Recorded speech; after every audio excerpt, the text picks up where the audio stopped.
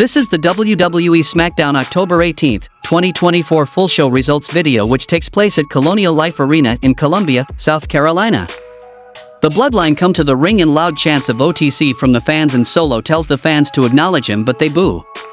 A loud Solo sucks chant and Solo tells them they are looking at the present and the future and he says they are looking at the Bloodline and the tribal chief. Solo says he is the man who created a bigger and stronger family, he created a bigger and stronger bloodline.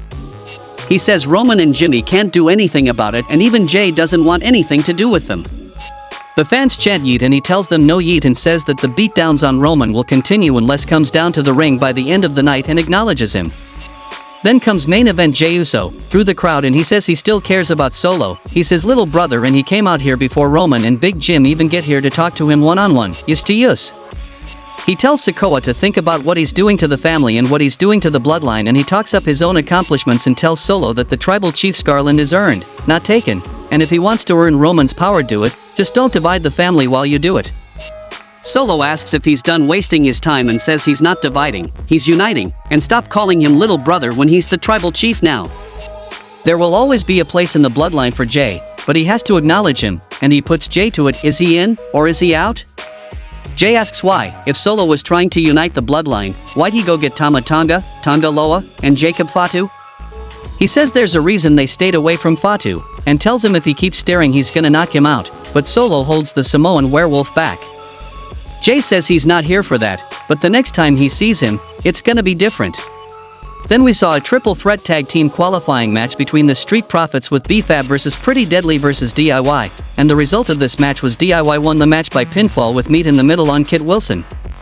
Back from the commercial, we see Roman Reigns and Big Jim Uso arrive at the arena and they run into Jey Uso. Jey is all smiles but Reigns pulls him in when he goes to walk away and Roman says he's proud of Jey, and they all are. Jey Uso says no yeet and leaves Reigns to tell Jim he told him.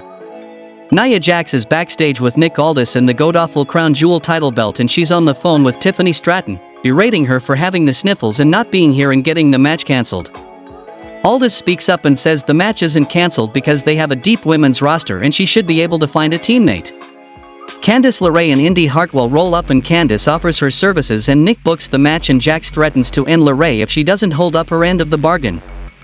The next match happened between Lash Legend versus Piper Niven, and the result of this match was Lash Legend defeated Piper Niven by pinfall with the back-to-back spin-out bulldog.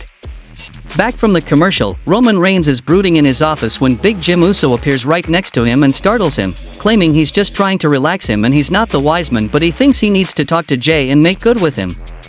Roman says he gave Jim a shot and they tried, but now he's doing it his way, and it's gonna be fixed tonight. Jimmy Uso asks how he's gonna do that, and Roman says he's going to acknowledge Solo. American Nightmare Cody Rhodes makes his entrance and gets on the mic and he calls attention to the size of the crowd and greets the upper rows before saying a wise individual recently said to him that when it comes to the pantheon of top men and top women, the next one doesn't always look like the last one. He's been thinking about that quite a bit lately, but as regards the Crown Jewel Championship, it's not about the last or next, it's about who is going to be the first one. So many what if in the history of our sport. What if Harley Race fought Bruno Sammartino, NWA champion versus WWF champion, AWA champion Nick Bockwinkel versus NWA champion Ric Flair, WCW champion Goldberg versus WWF champion Stone Cold Steve Austin, and when these matches did happen they often had disappointing endings, but not so at Crown Jewel. He puts Gunther over before putting over the beauty of this Godawful gemstone-studded title belt before challenging Gunther to a confrontation next week. Kevin Owens sends a promo taped on his phone in about how he's been here in WWE for about 10 years now and it's never felt as bad as it does now, with him being asked to stay home after what he did to Cody Rhodes at Bad Blood. It's unfair and ridiculous when you consider all the beatdowns you see on the show, all because he dropped the golden boy outside of his stupid bus? It really makes him ask himself how appreciated and valued he is by the company, but what he really can't get over is what Randy Orton did to him. He can't believe he betrayed him like that, and let people say what they like, but he never would have done that to Randy. He thought what they had was different, and he can't believe he picked Cody Rhodes over him, and with everything happening right now, he really doesn't know if or when he'll come back. Nick Aldis is in his office when Randy Orton rolls up and Orton doesn't know what anybody else has planned but he wants to get hands on Kevin Owens at Crown Jewel, but Aldis says he can't do that right now. They go back and forth insisting that the other doesn't understand what they're saying, and Nick says it's coming from up above, and Orton says he knows who he needs to talk to. Then we saw another triple threat tag team qualifying match, and this time it's between A-Town Down Under versus Los Garza versus Motor City Machine Guns, and the result of this match was Motor City Machine Guns won the match by pinfall with a neckbreaker diving splash combo on Humberto Carrillo. Now, Motor City Machine Guns will face Tommaso Ciampa and Johnny Gargano next week, and the winner of that match will get a tag team title shot against the Bloodline. Byron Saxton interviews Andrade El Idolo and Carmelo Hayes backstage, but they immediately start bickering volcanically and a brawl breaks out. Referees and road agents swarm, Melo loads his fist for a body blow and Nick Aldis warns him off. The next match happened between Bayley and Naomi versus Candice LeRae and Nia Jax, and the result of this match was Candice LeRae and Nia Jax won the match by pinfall with a moonsault from LeRae on Bayley. Nick Aldis is interviewed by Byron Saxton and announces LA Knight as special guest referee for Andrade and Hayes' 7th match. Knight cuts a promo about how he's gonna call it down the middle and then beat the winner and retain the title. Back from the commercial, Roman Reigns asks South Carolina to acknowledge him, perhaps for the last time. Solo Sikoa comes, all by himself, and Reigns begins, saying he heard Solo tell Jey that their family is stronger now, that their bloodline is stronger now, but he doesn't see it. If anything, he sees that they're divided and broken after everything they went through, everything they lost, and they stand here divided like this? Roman says he told his father that he could fix this, and all he wants to do is put them back in the promised land. He wants titles around their waists, paydays from the heavens, abundance. What does he have to do to fix this?